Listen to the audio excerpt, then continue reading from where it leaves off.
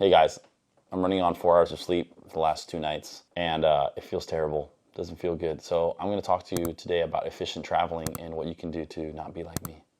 Here's the thing, guys. My schedule's pretty sporadic. I have some awesome clients, but that also means I sometimes have to travel quite a bit. But the real curveball in this is that, I mean, obviously, if you guys have seen other videos, you know this. If you haven't, then you won't know this. But I have 3 little kiddos and an amazing wife. And those 3 kiddos take up a lot of my time, and I'm super, super grateful for that because it's the reason why I do what I do. And I'm really blessed for that. And so I prioritize my family, and what happens is that I sometimes forget about my own health or what I have to do in order to have the energy or stay in tip-top shape. So I want to talk to you today about some changes I'm doing, and hopefully this creates some sort of conversation. I don't want this to be just me preaching because I'm not perfect at this, but I definitely want you guys to chime in on some comments on what's worked for you and what, I don't know, something you see that I'm saying or doing and you're like, dude, you probably should do this instead or try this, or I don't know, we'll figure it out. But here are some ways to stay high energy while traveling and doing something you love. First things first, we're gonna talk about is, and this is super important, is sleep, is prepping the night before your event, all right? If you're like me and you're traveling a ton, obviously you're gonna run into a lot of problems and a lot of benefits from it.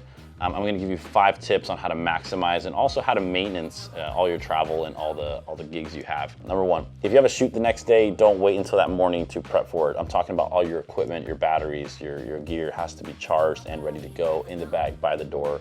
I don't usually leave it in the car. It's just asking for trouble in case something bad does happen. I just leave it right by my door. Do not wait until the next morning to pack your stuff. What's gonna happen is you're inevitably gonna forget. Make a list, make sure you check off that list, make sure you have all the things you need to shoot the content and the shots your client wants. Have that at the door, and then when you wake up, all you have to do is change, shower, brush your teeth, have some breakfast, and get out of there. Sometimes if I know a shoot's super early, like 8 o'clock or something, I'll make sure that I wake up a little earlier because I do want to eat. I don't want to wait until lunch. You end up being cranky or just hungry or whatever it can be, but we'll talk more on that later. Number 2, I love snacks. Snacking is amazing. I'm not talking about Lay's or Utz, even though Utz are amazing as well. I'm talking about real good snacks that give you energy, that are good for you, that are going to give you that sort of value that, you know, the bad junk food doesn't. So I'm talking about some of my favorite snacks I love to eat are protein bars, and typically I stay away from, you know, the crazy commercialized ones, and I go more for your boutique ones. I love beef jerky. I love Airly snacks. Airly is one of the people that gave me some products, and they've been awesome. So I love having those. They're like light.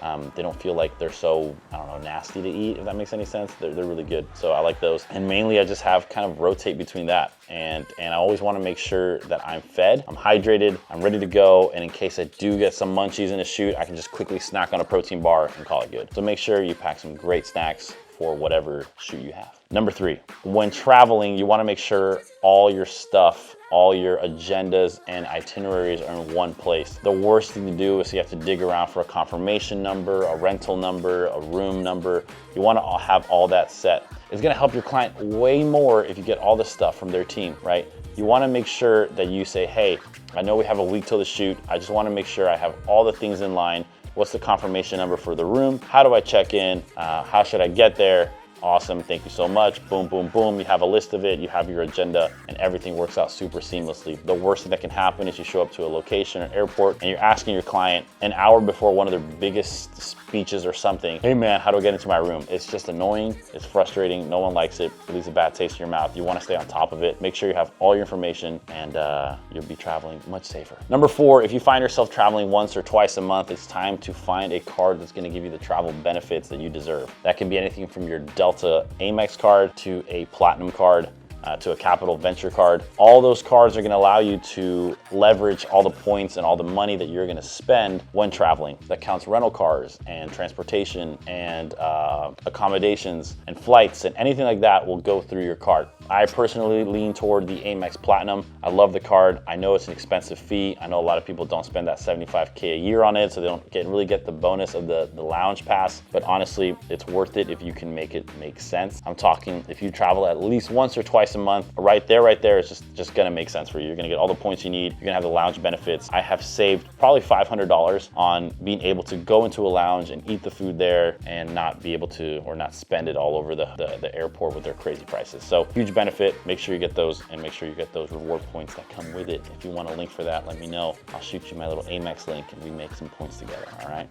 Number 5, here is one of the hardest things to do. When you do have downtime, make sure you take advantage of that time to rest and recuperate. Have a consistent diet, make sure you're eating the right things, make sure you're going to bed on time, waking up early, working out. All those things are gonna help you stay in tip-top shape and avoid getting sick or headaches or whatever it may be during a shoot. You wanna make sure if you're going to a dry climate, drink a lot of water, stay hydrated. If you go to some place that's, high altitude, make sure you're acclimated with there. Make sure you know what things you need to do in order to prevent any altitude sickness. If you're going to somewhere out of the country, make sure you have some vitamins. Something I love doing is going to IV places and getting a Myers cocktail. It gives me a boost of all of the essential vitamins I need, especially when traveling back-to-back shoots, and I'm able to stay at tip-top shape at 100%, even though I'm only, just quickly trying to get a quick pick-me-up for the next 1 or 2 weeks. So great things I recommend. Always stay healthy, and you're gonna figure out you're gonna love your shoots way more. Either way, guys, I hope that helps a little bit. Those are 5 simple things you can do. Obviously, I'm no genius about all these things. I suffer a lot with sleep. I don't know, man. I just love staying up late and thinking about ideas, and things start churning, and I just stay here in this office and think about what else I can do so I can retire in the next 5 years or 3 days or tomorrow. I don't know.